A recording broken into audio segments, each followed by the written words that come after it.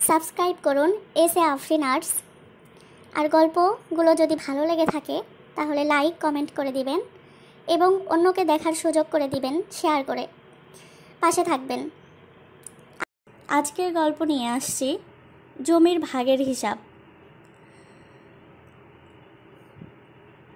গ্রামের উঠোনে 4 জন বসে আছে, 2 ভাই করিম শরীফ আর তাদের বউ রিনা সুমি। করিম গম্ভীর মুখে শরীফকে বলল, দেখ শরীফ, বাবার জমি ভাগ না করলে শান্তি নেই। শরীফ তখন বলে, ভাগ হোক, কিন্তু উত্তর পাশটা আমার হবে। রিনা তখন বলে, উত্তর পাশ মানে আম গাছের দিক, ওটা তো আমাদের চাওয়া। সুমি তখন বলে, আরে রিনা, গাছ লাগিয়েছে আমার স্বামী, তোমরা শুধু ফল খেয়েছ। করিম তখন বলে, শরীফ, তুই মনে করিস সব তোর, আমি কি চাষ করিনি? শরীফ তখন বলে, চাষ করেছিস, কিন্তু জমি তো আমার হাতে ছিল। রিনা তখন বলে, আমার শ্বশুরমশাই নিজে বলেছিলেন আম গাছের জমি করিমের হবে। সুমি তখন বলে, কোথায় বলেছিলেন? আমি তো শুনিনি। করিম তখন বলে, শোন, তুই ভুলে গেছিস, গতবার বৃষ্টির সময় আমি না থাকলে ধান নষ্ট হতো।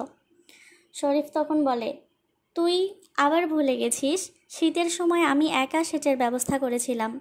রিনা তখন বলে, এভাবে পুরনো হিসাব টানতে গেলে তালিকা শেষ হবে না। সুমি, ঠিক বলেছ, কিন্তু উত্তর পাশ আমার স্বামীর প্রাপ্য। করিম তখন বলে, দক্ষিণ পাশ নাও। চুপ করে থাকো। শরীফ তখন বলে, না, উত্তর ছাড়া আমি কিছু নেব না। রিনা তখন বলে, দেখো তো কেমন একগুঁয়ে। সুমি বলে, তুমি নিজেও কম না রিনা। করিম তখন বলে, তাহলে আমি জমি মাপজোক করতে হবে। শরীফ তখন বলে, হ্যাঁ, কিন্তু মাপজোক কে করবে? রিনা তখন বলে, গ্রামের মুরব্বীদের ডাকি। সুমি তখন বলে ওঠে, না, মাই ঠিক করবে। তখন মা একটা সমাধান দিয়ে দেয়। মা পাশে বসেছিলেন, তাদের কথাগুলো শুনছিলেন, হাসি মুখে কথা শুরু করলেন। মা বলেন, আহারে, এত হইচই কেন? জমি ভাগ করলে অর্ধেক খালি পড়ে থাকবে আর ফসল কম হবে। একসাথে চাষ করো, ফসল ভাগ করে নাও, তাহলে কাজও হবে, সম্পর্কও থাকবে ভালো। আসলে মায়েরা সব সময় চায় তাদের সন্তানদের মধ্যে যেন কখনো ঝামেলা না হয়, তারা যেন সবাই একসাথে একভাবে যেন থাকে। কিন্তু আমাদের সমাজে এই ঝামেলাটা সব থেকে বেশি। জমি নিয়ে মারামারি, জমি নিয়ে ঝগড়াঝাঁটি, এক ভাই আরেক ভাইকে ধরে মারে, কিন্তু এগুলো ঠিক না। যখন এক ভাই বিপদে পড়ে তখন কিন্তু আরেক ভাই পাশে আসে, কখনো অন্য বাড়ির মানুষ কখনো আসে না।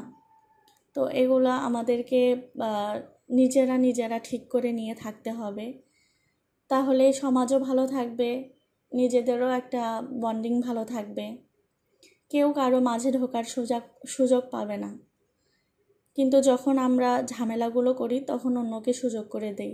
তো আমার গল্পগুলো যদি ভালো লেগে থাকে অবশ্যই লাইক কমেন্ট করবেন এবং শেয়ার করে দিবেন আর চ্যানেলটা সাবস্ক্রাইব করে দিবেন।